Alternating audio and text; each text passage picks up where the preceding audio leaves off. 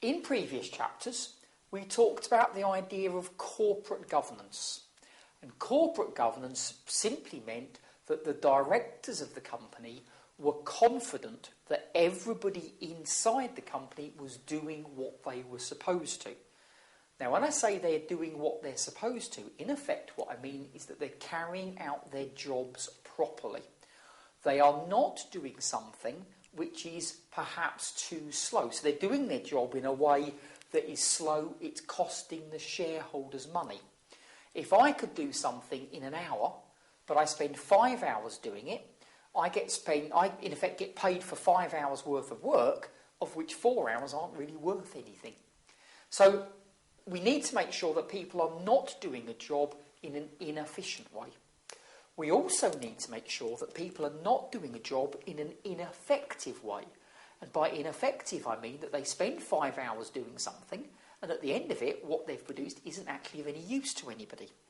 So the whole idea behind Chapter 17 is to look at what's called control. Control is how you get people to do things. Now, there are a number of ways that you could control people. You could stand over and watch them. That's one way of controlling them, but of course that's not really very realistic in most modern-day organisations.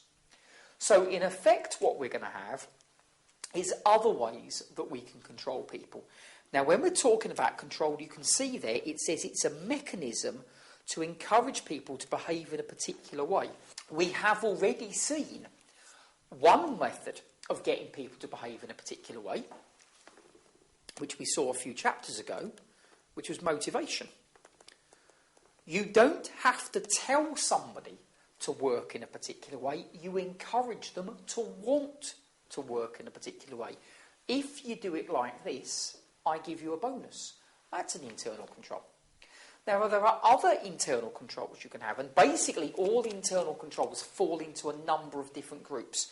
The most common ones, at least as far as the exam is concerned, one control is looking at what happened at the end. So wait for you to do something, wait until the end, and then say that was fine or that was a problem that needs fixing.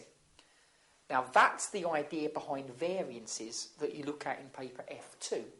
So the idea is to say, right, you did this, there was an adverse variance, that means you did something wrong, we want to know what you did wrong. People will worry that they're going to have an adverse variance, so they will do things the right way. So you won't, in the end, the idea is you don't have to stand and watch them. They'll be so worried about doing something wrong, getting an adverse variance, that they won't let it go wrong. Now that's a way of controlling them without standing over them. The thing is that that control comes at the end. So we do everything, and if there was a problem, we only find out about it at the end. Now the other kind of control is to try and prevent there from being a problem in the first place. It's sometimes known as a preventative control. And this is doing things like having lots of rules and lots of procedures. You will do it like this. If you follow these rules, then you will have done the job properly. So internal controls do tend to fit into one of those two main groups. Now, F2 we've already talked about. Wait until the end, looking at what you've done and saying, is there a problem? Other kinds of controls, preventative controls, is more F8, P1, P7. So, internal control then. It's basically anything to make sure that the goals and objectives will be achieved. In other words, that we will be efficient and will be effective, as I just mentioned. Turnbull. Turnbull was somebody who basically was in charge of a report that talked about internal controls. And the Turnbull guidelines say the purpose is to make sure that your financial accounts are reliable. We know all the debits and credits are in there, and that all of the managerial stuff we've been doing is reliable. So any management reports are okay. Hopefully, you can see they're effective and efficient. And also compliance, fitting in with any rules and regulations which we have to make sure we do. How do we make sure that people aren't breaking the law? It could be that they don't know what it is. So how do we make sure they don't break any regulations? And the internal control framework, these are the 5 bits that Turnbull says is important. First of all, what's called the control environment.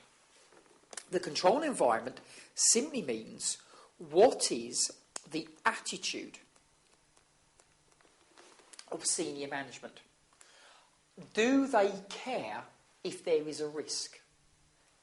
Are they even aware that there are various risks out there? If they are aware of them, do they care, and do they take any action about them? Now, if you imagine for example that you are working in a bank looking at credit card applications. 2-3 years ago, you would probably have taken a lot of risks. You would say, well, we don't really know what this person will be able to pay back, so let's give them a credit card, let's give them a lot of money. They are aware that there's a risk, but they don't really care. They're more worried about getting somebody signed up to a credit card, so then we can start charging them interest, than they are worried about will the person pay it back. Now, in 2008, the opposite is true. Now they are aware of the risks. Their attitude has changed completely. If in doubt, you don't get a credit card, or if you do, your credit limit is very, very low. So the control environment is a very important thing. What do we think about all the risks that our business is facing? Do we care, or are we going to be very, very careful and make sure we don't take any risks at all? Risk assessment.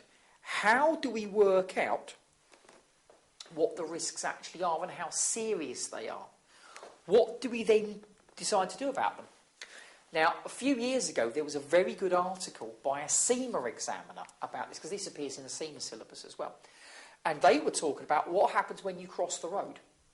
Every time you cross the road, you go through this entire process. One way to make sure that there is going to be as little problem as possible is you go to a set of traffic lights and you wait for the traffic lights to turn so that the cars are not supposed to travel, and then you cross the road. That's basically being very, very cautious. Now, there are times when you and I don't bother about that at all. When you run across the road, even though you shouldn't do. So, risk awareness, how do you work out what the danger is? You look at the traffic, you judge how fast it's going, you look at how far away it is, and in your mind you make a calculation. It's safe for me to cross if I walk, it's safe for me to cross if I run, it's not safe at all. And you're going through all these things in your mind. Now, that's exactly the same as companies do. They have to think, how do we work out if it's safe or not? And then how do we work out, is it safe if we run, or is it not safe at all? So, risk awareness. How are we going to find out? The information system you use if you are crossing the road is you're probably going to be your ears to hear the sound of the traffic, your eyes to judge how far away, and your experience. Information systems, what information do we need from the outside world? Do we need to find out information about the economy or our rivals or what's going on politically? What do we need to know so we can work out, is it safe or not? Fourth one, how are we going to monitor it? Now again, I suspect if you are crossing the road and you have realised that you've got time to walk across, even then you probably don't look at the traffic, say it's safe, and then just face ahead. You probably keep looking at the traffic. You keep checking, am I still going to be okay? Do I need to speed up because that car's a bit faster than I thought it was?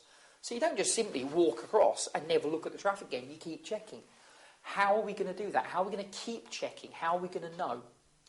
And finally, when it talks about monitoring the controls, it's talking about updating them. Now, imagine, for example, that you were thinking about crossing the road on your own. Fair enough. You know how long it's going to take you. What about if you were with a nephew or a niece or a child, yours or somebody else's? You wouldn't act in the same way. You'd be much more cautious because the child can't cross the road as quickly as you, and there's obviously going to be more consequences if there's a problem. So you would monitor the controls and be thinking, do I need to perhaps act in a different way now? Probably you'd go to a crossing and do it properly. So all of these things are things that accountants get involved with. These are all common areas that people working in finance deal with. They're going to lead on to F8, P1 and P7, which is why they are here. Now, we don't want to make it too complicated. You may think it's complicated enough already, but we don't want to make it too complicated. So we simply have to know what's going on. What do we have to think about with controls? Underneath that, what types of controls are there? Now, again, this is just a list. I would suspect in the exam you'll be given a scenario and it will say, what kind of control do we have? Administrative controls, filling out bits of paper before you are allowed to do something. So an example of an administrative control would be something like, you're not allowed to buy something for the company until somebody has authorised it. You have to get the bit of paper signed. That's a control to stop people just buying whatever they want to. Preventative controls are ones that stop you doing something. Detective controls are ones that find out it's gone wrong. Preventative controls, rules and regulations. Detective controls, variances. One goes at the start, one goes at the end. Discretionary controls, non-discretionary controls. Discretionary controls, you don't have to follow it. Non-discretionary, you have no choice. You do have to follow it. So discretionary controls would be guidelines. You don't have to do it like this, but we would advise you to do it. That was like corporate governance. If you remember corporate governance, you don't have to do it, but it's a good idea to. Again, voluntary and mandated controls. A mandated control might be something that the government says you must do. A voluntary control is one that you choose to do. You get a lot of those in things like health and safety. You must do it like this, otherwise you're breaking the law. You can do more than that to make it even safer. Manual and automated. If you are typing things into a computer, does the computer check that you're typing them in correctly? The example that I often give is things like ACCA exam results. So what happens is an ACCA script gets marked by a marker. This is going to be paper F4 onwards. And it gets entered in the computer. How do you know it's been entered correctly? One check would be manually. I look at what the number is on the script. I look at what it says in the computer. I check they are the same. An automated control, I enter the number in a computer, give the script to the person next to me. They enter the number into the computer. If the numbers aren't the same, I've put in 54 and my colleague's put in 45. If the numbers aren't the same, the computer says one of you's wrong. It won't let the other person, it won't enter it. So that's an automated control. Yep, so manual, it's up to me. Automated, it's the computer that's going to do it. General and application. General controls are the ones that we saw a little bit earlier when we talked about things like making sure the computer isn't too hot, too cold, that you don't spill coffee on it, otherwise it will stop working. They're things to make sure the computer carries on working, in other words. Application controls are over particular programs. You put some numbers in and the computer says, did you mean to do that? You put some other numbers in, did you mean to do that? So general controls are over the PC, like having a password before you can access it, which a lot of you will have.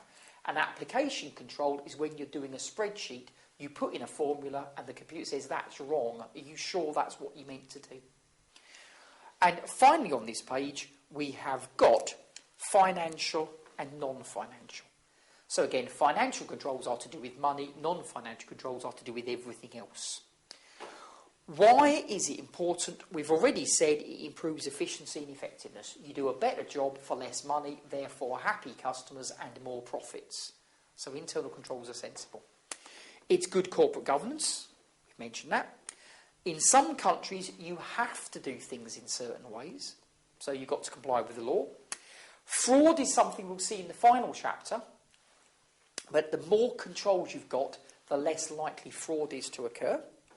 And finally, the auditors. Now, again, we're not that worried about auditing in this paper. We'll mention it a little bit later on in this chapter. But the idea is that the better your controls are, the more the auditors will appreciate that you've done a good job. Your numbers are more likely to be accurate. It saves them from doing lots of work. So they don't have to go through and check everything because they know that any mistakes you will already have found.